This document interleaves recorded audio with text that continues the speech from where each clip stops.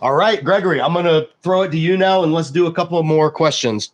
We'll do some rapid fire ones. Let's go. I don't know about rapid fire, but might as well jump into this one. What do you think about the Tony Evans study Bibles? I know you're not fond of Bible Man's Perceptions. This is actually a really good question. Hold on, let me take a sip. I agree. It's a phenomenal question. I think it's tougher to answer than what you might call rapid fire. I've actually given a lot of thought to this. I'm going to start off up front. I really like Tony Evans. I have a lot of respect for Tony Evans. He is one of the few popular preachers out there that I think has well deserved his popularity. Everything I know of Tony Evans, I like. That said, I looked at his study Bible when I was in Barnes & Noble a while back. Tony Evans isn't openly dispensational. I think his eschatology is not a healthy one. It's what he was taught, I believe, at Dallas back in the day when he was there. I think, although he might have tweaked it over the years. I looked at his how he handles Revelation. I would completely disagree with almost every note in his Bible when it comes to eschatology, when it comes to views on Israel, the covenants, that kind of stuff. But that's not a slam. That's just, I would disagree with him on that. So beware if that's what if you were getting that.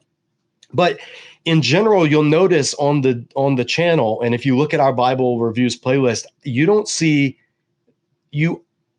almost hardly any Bible reviews of Bibles that have people's names attached to them. And it's just because that's one of the things I think is very unhealthy about modern evangelical publishing. It didn't start in this generation. It's been going on since Scofield and, way back in the day. But I do not recommend any study Bible that is marketed under someone's name. You'll never hear me recommend the Ryrie Study Bible, the Scofield Study Bible. I steer people away from the John MacArthur Study Bible, the Chuck Swindoll Study Bible, the Charles Stanley Study Bible, the Joyce Meyer Study Bible. Any study Bible with somebody's name attached to it, especially if they're still living, I think it's gross. And I don't like it. And I wrote an article for a website about things that I would like to see Bible publishers stop doing. One of the things was that, and I kind of went hard in the paint on that. I basically said Bible publishers do this because if there's a popular preacher, they know they will sell a lot of copies just to people who are fans of that preacher.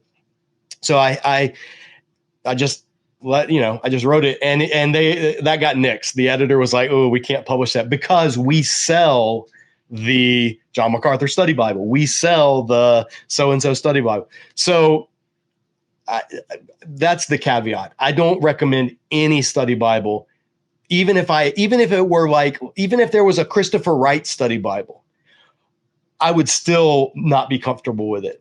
Even though I tell people read everything you can possibly get your hands on that Christopher Wright's ever written, because I think he's the most brilliant living biblical theologian. I would shudder if he were like endorsing a study Bible with his name on it. So that's my personal thing. I have nothing but respect for Tony Evans. I disagree with his eschatology.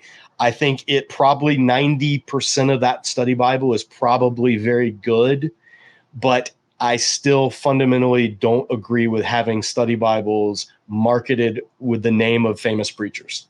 That's just my personal thing. I can chime in on this one as well. I am also a huge fan of Tony Evans. I think theologically, the dude is a rock star. In addition to that, I've heard a statistic. I don't know that it is true, but I assuming it's true, I've heard that he is the only African American to have written a commentary of the entire Bible. While about what I'm about to say is going to conflict with that, I think that's notable, and I think it's impressive. The dude is he's probably like 80 years old or something in that neighborhood, and he's obviously put long spans of time into studying the word and conveying it outwards, and I think that's phenomenal.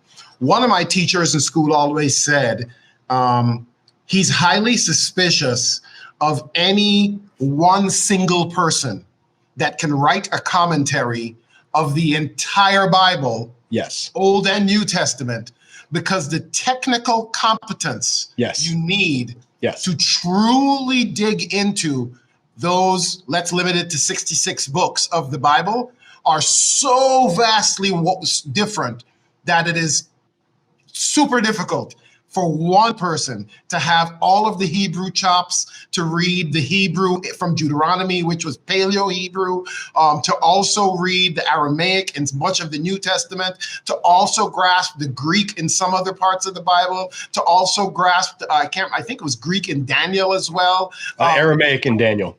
The Aramaic and Daniel, yeah. Too much stuff going on for one single person to have a truly solid grasp on all aspects of it. That's why the best commentaries, like the whole Bible type commentaries, are typically written by committees. Yeah. Multiple people with expertise. You might be an expert in Hebrews, but you might not be an expert in Hebrew poetry. Yeah. Which is a completely different thing, a different beast that requires different tools to unpack it as well. So that would be my feedback on that. Yeah, I think that's absolutely spot on. I could not agree more. It doesn't mean that there can't be one person who has good things to say about every book of the Bible, but you're getting secondary. Like if there was a scholar who was brilliant and a preacher, and he had preached through the whole Bible and compiled the stuff, and it's like you're getting secondhand because he was studying from others who had the expertise. So why not drink from the source rather than just from somebody because you like their preaching? So and I echo. I think again, none of this is a knock against Tony Evans. The only thing I have negative about the guy is I just don't agree with his eschatology, but tremendous respect. And yes, there are not that many resources by Black American pastors and theologians, and that's a shame. So I can see the need, or why people would say there's a need for it, and I can respect it. That's my thoughts. So I'd say listen to his preaching and study from a study Bible that's put together by a bunch of people. That would be my advice.